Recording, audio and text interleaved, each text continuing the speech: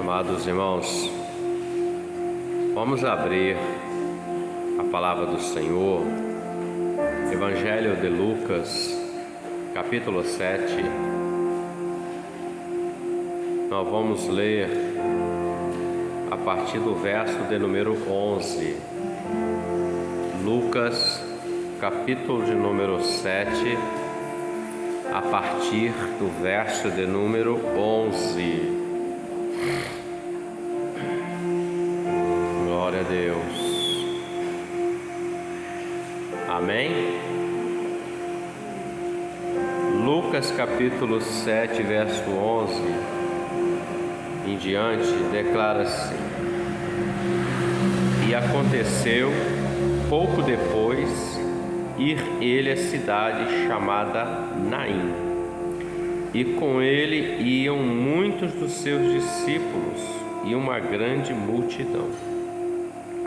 E quando chegou perto da porta da cidade, eis que levavam um defunto, filho único de sua mãe, que era viúva, e com ela ia uma grande multidão da cidade. E vendo-a o Senhor, moveu-se de íntima compaixão por ela e disse-lhe: Não chores.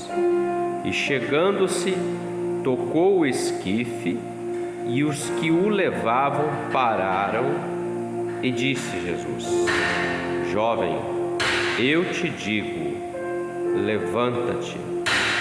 E o defunto assentou-se e começou a falar, e entregou-o à sua mãe. Pode se sentar.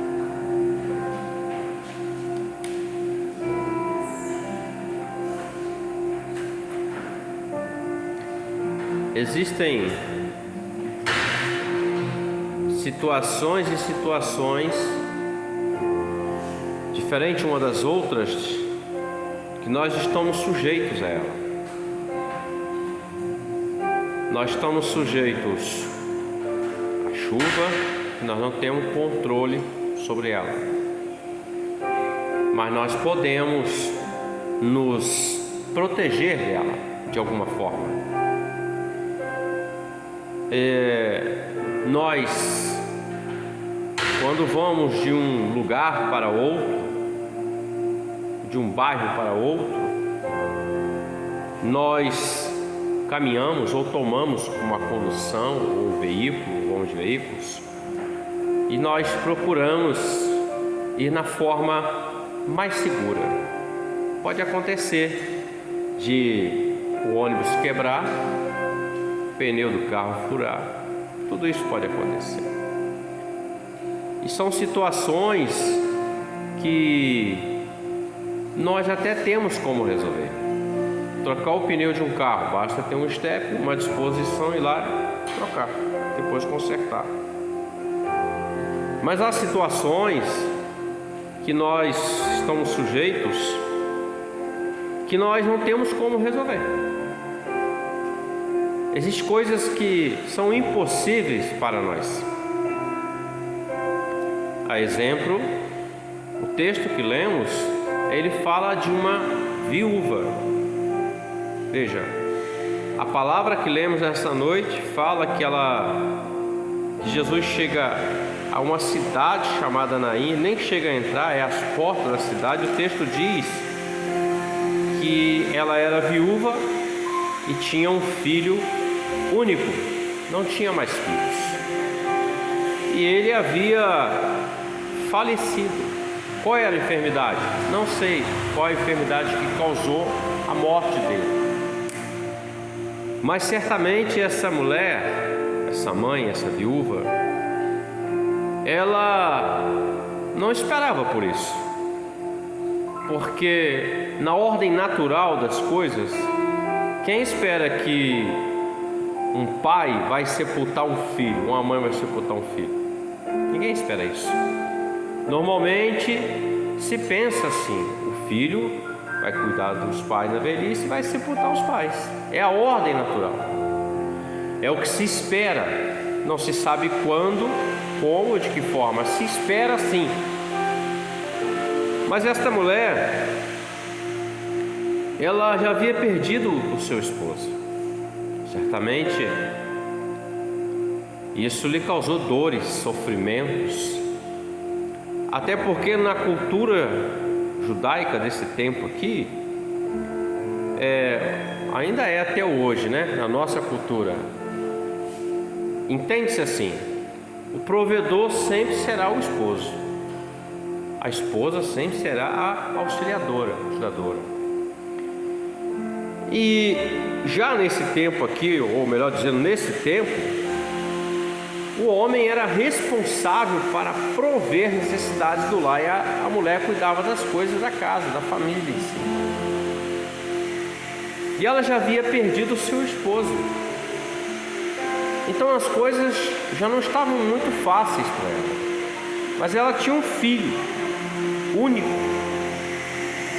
E na ausência do pai, que partiu, segundo a cultura, o costume, o filho tornava-se responsável pela sua mãe, por cuidar dela. Então pesava sobre ele a responsabilidade de ser o provedor, de suprir o lugar do seu pai como provedor, como cuidador daquela família, no caso só a mãe dele. Nesse tempo aqui, na economia, as mulheres não tinham muitos serviços para ser realizados.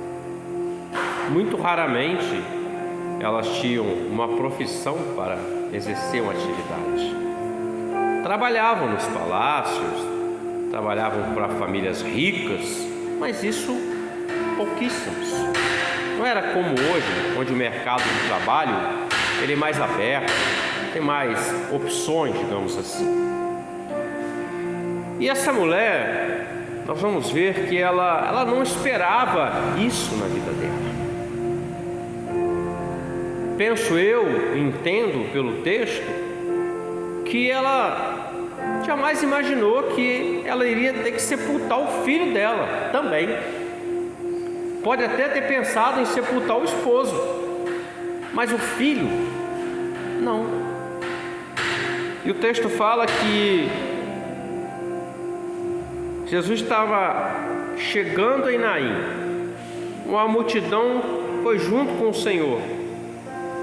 E eles se deparam com esse cortejo fúnebre, levando aquele jovem, aquele filho, para ser sepultado, enterrado. Quando nós deparamos, ou quando o homem se depara com a morte, meus irmãos, o homem já logo se desespera, porque é morte. Quando ele é acometido de uma enfermidade, seja ela de alguma forma, ou seja até uma enfermidade daquela que nós digamos que caminha para a morte, que sabe que vai matá-lo, ainda assim ele tem algum tempo de vida e ele procura lutar contra aquela doença para se manter vivo, recuperar de alguma forma, mesmo que tenha êxito ou não. Porém, quando o homem se depara com a morte, o que você vai fazer?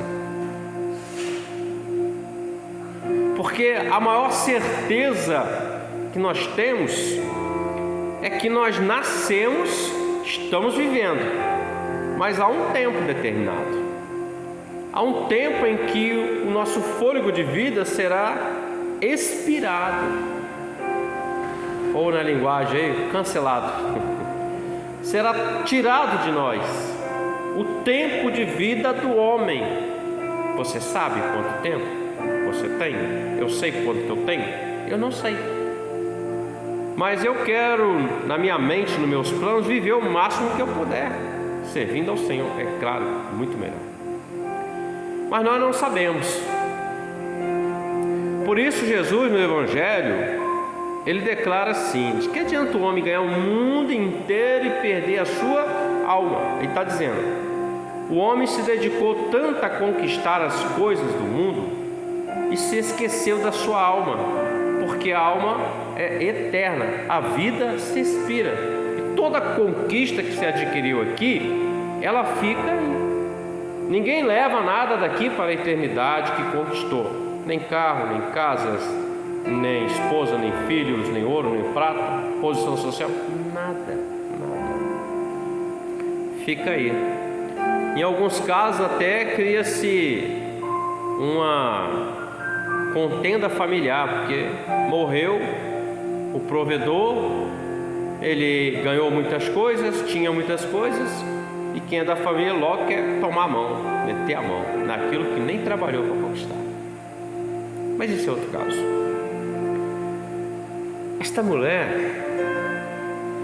não sabia como fazer e nem tinha como resolver. Tudo que nós podemos dizer diante de uma morte, que é algo que nós não temos condição, é conforto, consolo.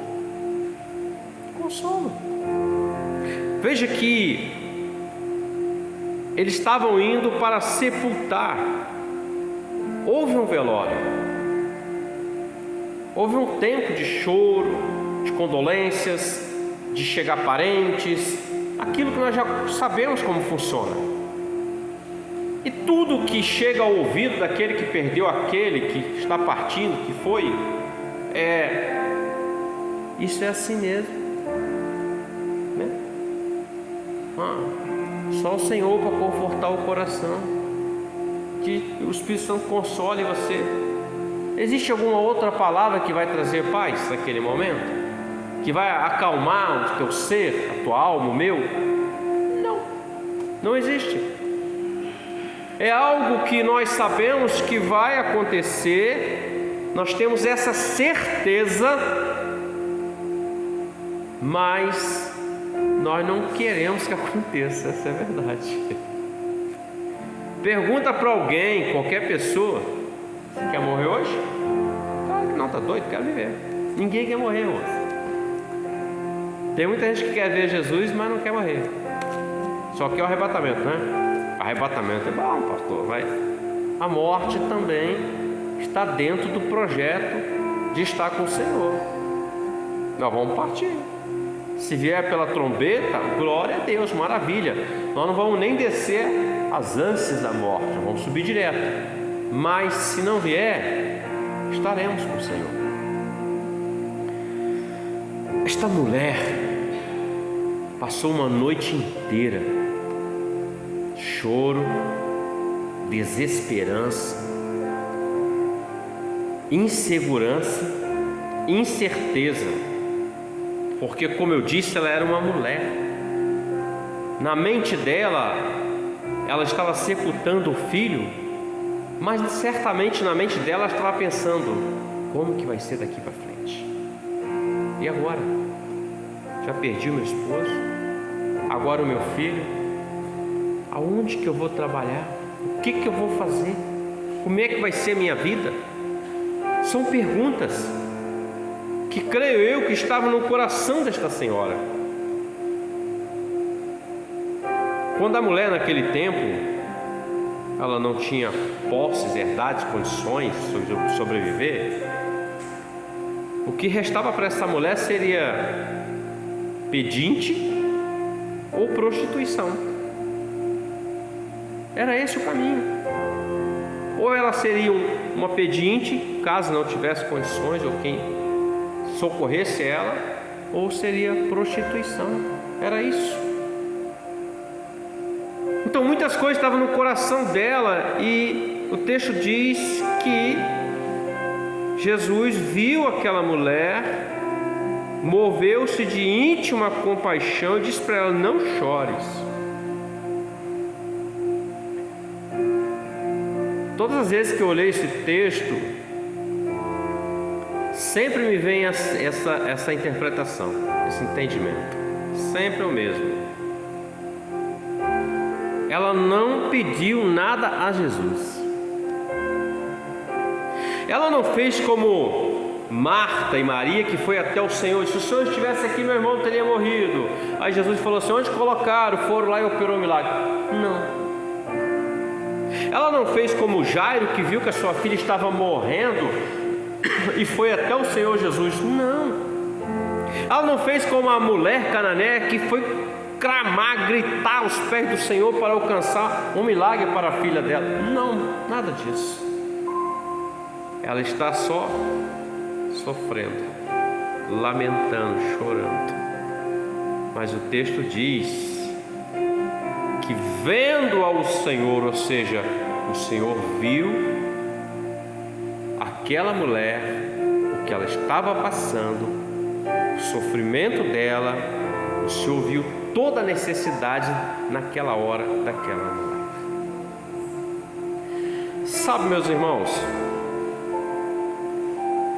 as impossibilidades, elas muitas vezes nos colocam como essa mulher. A gente chora. Vai falar que não, claro que chora. O homem também chora, eu choro pouco não. Diante de impossibilidades, tudo que nos resta muitas das vezes é o choro. Porque o que nós vamos fazer? Não dá para resolver, e o que eu vou fazer? A gente chora porque a nossa alma está sofrendo. A nossa alma está dorida diante daquele acontecimento, diante daquela impossibilidade, diante daquela dificuldade, seja ela qual for. Como que nós vamos resolver uma questão de alguém que está morto? Não sei. Como que vamos resolver uma questão diante de uma impossibilidade que não seja morte, mas não tem como resolver? Como que vamos fazer? Não tem como. E nessas horas, às vezes, nós permitimos que as lágrimas nos ceguem. Às vezes nós esquecemos ali naquele momento de dificuldade de chorar aos pés de Jesus, de clamar ao Senhor, de gritar, de soltar tudo que está dentro de você e dentro de mim que estamos passando. Há momentos, meus irmãos, que nós vamos gritar.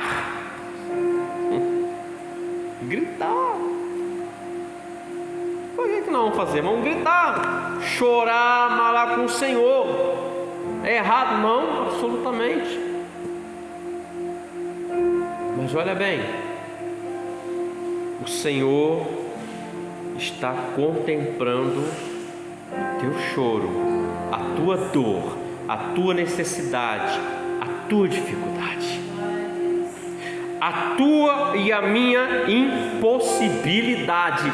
Ele contempla, Ele olha o interior, Ele conhece todas as coisas. O Senhor começou uma história na sua vida e na minha vida, e essa história ela não se finda com a impossibilidade, não, ela é só um ponto em vírgula para essa história ser uma história que venha glorificar o nome do Senhor através da operação do poder, da graça, da bondade e misericórdia dele. Para essa mulher, ela achou que era o fim, mas quando Jesus chegou não foi o fim, foi um ponto e vírgula. E Jesus chega e diz: levanta-te, mancebo, e ele se levanta. Ou seja, há sempre um ponto e vírgula quando o Senhor chega e ele começa a escrever um novo capítulo, uma nova história através daquela situação. E as pessoas vão olhar, nós não lemos, mas as pessoas ficaram espantadas com aquilo.